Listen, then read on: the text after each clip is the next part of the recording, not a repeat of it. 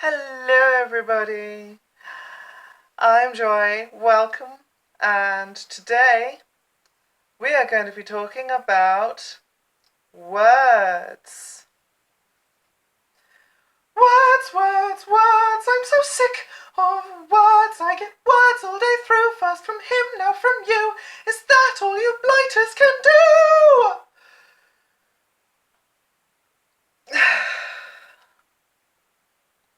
So I'm going to be talking about language that is considered bad, adult, foul, indecent, vulgar, crude, and or coarse.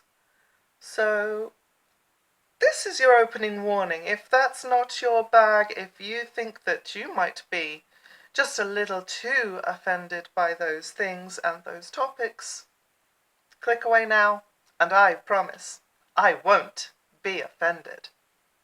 But if you are interested in learning a little bit of the history of swearing and bad language and what it is and why it's offensive, stay tuned.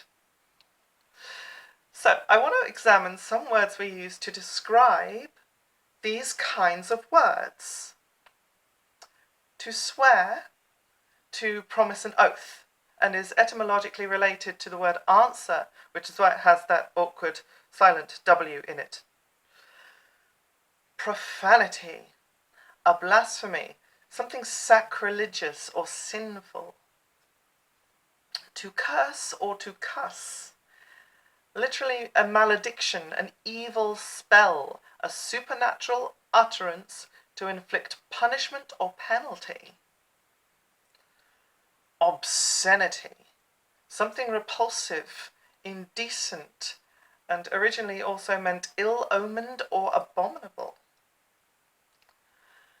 An expletive, a word used in exclamation, and comes originally from the Latin words meaning to fill out, as in it fills out your sentences with these expletives. And finally the word taboo, meaning sacred, accursed, prohibited or restricted. And if you want to see a more thorough, in-depth history of things and words that are taboo, there's a link in the description for that. It's really cool.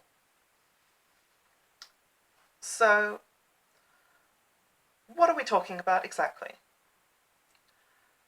An utterance or an exclamation of words expressed in any way, such as speech, writing, sign language, that's made of anger, surprise, violence, or at the very least is inappropriate, impolite, or informal.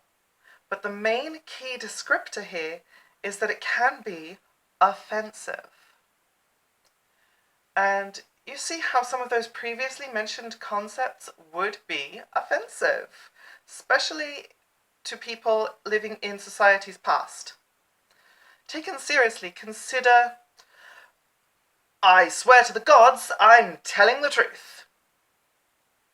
I am literally promising an oath to the gods. That's something to be taken seriously. Or, I curse you for that. Literally, I'm going to cast a spell and hex you. I mean, witches were drowned, burned, and hanged for their supposed crimes. People took that seriously. So what kind of words are considered in this category? Well, we have blasphemes. Blasphemy is literally written into the code of religions as a sinful transgression. Crossing God is a serious offense, apparently. And taking the Lord's name in vain is something specifically prohibited in the Ten Commandments. So, saying things like, oh my God, or Jesus H. Christ, but also that comes with words like damn and hell. Damn the word has an interesting history. It comes from the Latin damnare, meaning to condemn, to judge as guilty. So, literally in the sentence, sinners are damned to hell. Sinners are condemned to a life of afterlife, of hell. It's because people had this fear of the supernatural, they would take this much more seriously. Other kinds of words that are considered in this category is slang terms for private body parts. This would be seen as improper or impolite among, people who consider themselves more refined in society.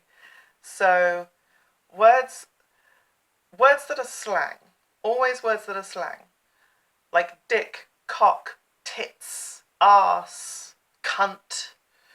The word penis and vagina just doesn't quite have the same amount of impact because those are the proper medical terms for those body parts. Whereas a word like cunt, although it sort of comes through German, it's originally from the Latin word cunus, which does mean the same thing. Arsehole has a really funny history. Originally from the Latin anus pirel, meaning anus hole, came through Old English erstel and Middle English arsehole. Kind of sounds Scandinavian almost.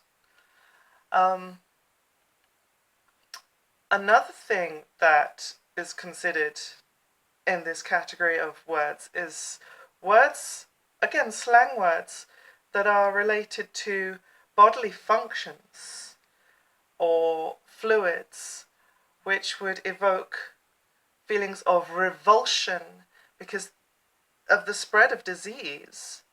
So words like piss, bloody, crap, shit. And of course with this you can sort of mix and match, like the word bloody hell, for example, which, imagine a hell full of fire and brimstone and blood on the walls and everything. That is a very, taken literally, a very fearsome image that sort of belongs in a horror movie or something. It's something that people would be very literally afraid of. The word shit, through the Proto-German skit, has always meant the same thing. Old English shita and Middle English shitter all mean words that mean dung, diarrhea, excrement, defecation. It's all fun stuff. But it's all the same meaning. The word crap incidentally means the same thing. Apparently it's from the Middle Latin crappa, meaning chaff, i.e. the siftings of grain that nobody wants. This came through Old French crappe and Middle English crappa, meaning unwanted waste, and is likely unrelated to Thomas Crapper, at least directly. Then, of course, there's the best word. Fuck.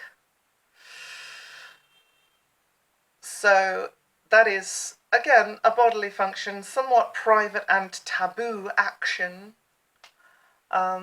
The origins of the word fuck are hard to trace because it was banned from early written works, including dictionaries. However, we look to other related languages. We have the German word ficken, Dutch fokken, Norwegian fuka, and Swedish foka, all meaning to breed, to copulate, and is likely actually from an early or Proto-German instance, meaning to strike or to hit. The Middle English word that they would use more commonly for sex is sweaver, which is where we get the word The Wibble Bitch. The story of how fuck means fornication under consent of the king is more than likely a backronym, which is, instead of an acronym where you have the initializations of words forming a new word, you have a word that then gets initialized into other words. It's the reverse of an acronym. Now, all this is very interesting, and some of the details of how all of this research came about in the description. Now I want to look at the past and the future of swearing. So in the past, again, for some odd reason, it was difficult to research these, and I only ended up coming up with 2 words that used to be considered quite unspeakable, and now are perfectly fine and legitimate to use in everyday speech. The first one is naughty. Naughty literally comes from the word naught, meaning nothing, zero. Calling someone naughty means calling them nothing. You are nothing, which is a really big insult. Now it just means somebody who breaks rules. The word bad is the other one. Bad meaning not good. Originally, the word bad meant an effeminate man, which, considering Middle English and prior those periods of time, being an effeminate man was looked down upon, and still kinda is. It's not unlike a certain word beginning with F that auto-describes a bundle of twigs or a gross meatball thing. Anyway, that links us nicely to the future of swearing. As words related to the supernatural, sex, or disease no longer hold the same disgust or repulsion for us humans, words that do hold that kind of feeling and emotion relate to othering people. Slurs based on inequalities to people of societal subgroups, based on race, sexual orientation, gender, disability. Basically what I'm saying is intolerant hate speech is the new taboo. And it's becoming increasingly unacceptable to use slurs. So a word like bastard meant illegitimate child. Having children out of wedlock was a big deal. But now, no one really cares. People do care if someone is called something rude and insulting like the N-word, not because the words have changed, but because the context that society gives the words has changed. So, having children out of wedlock, inheritance, rights, those sorts of things were held very, very important, whereas now they're not. Racism, on the other hand, was very acceptable and very casually sort of thrown about, and now it's not, thankfully. It is inappropriate to be racist, at least to most people.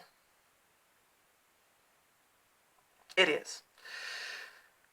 So, other strong words that I've seen censored more and more are strong words that relate to crimes involving violation of others, i.e., kill, rape. So, why do people use the kinds of words they do? Well,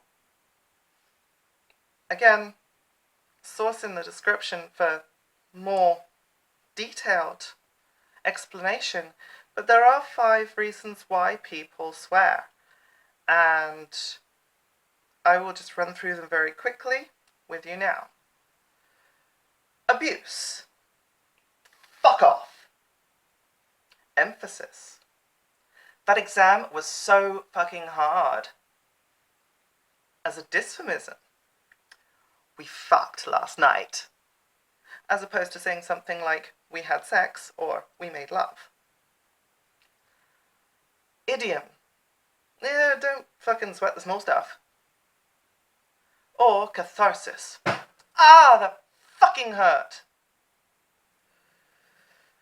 So, what you can see here is that the use of words deemed inappropriate is sometimes appropriate. But how does this relate to us in terms of consequences? When is it truly inappropriate? And as an example, I'm going to come back to our character Eliza Dolittle. So, in the story of My Fair Lady, if you don't already know, at the end of the second act, she is at the Ascot race. And she yells the words to a horse and jockey, "Come on, Dover, move your blooming arse!" She is met with shock, horror, and disapproval from all of the other hoity-toity rich people. And I know what you're going to say, but Joy, Eliza Dolittle is a fictional character. Well, yeah, she is, but she does help me illustrate my point. Let's go into something a bit more real. I work in the service industry for my sins, which means I work with the public a lot. And as such, I'm not supposed to use any form of vulgarity to or in front of customers, because my job is to make them feel welcomed, not offended. How about this one? YouTube. YouTube creators feel the bane of YouTube's monetization system because it's hit really hard. A lot of creators who depend on ad revenue to make a career online have run into problems, not just by having to stifle common swear words, but also anything seen as remotely potentially offensive, like Nazi, or politics, or atheism, making life just a lot harder because the algorithm loves to not share as much these kinds of videos with these kinds of themes and words in them.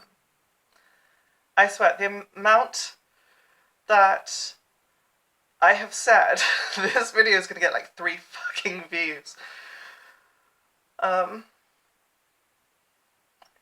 But it's impossible to communicate clearly saying, you know, a statement like, "I am anti-Nazis," without saying the word Nazi.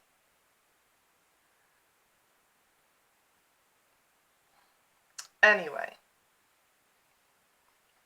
in conclusion, words are how we as a species communicate, and therefore they hold power.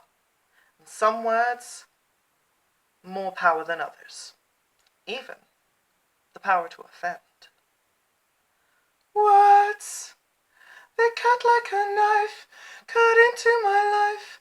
I don't want to hear your words. They always attack. Please take them all back. If they're yours, I don't want any more.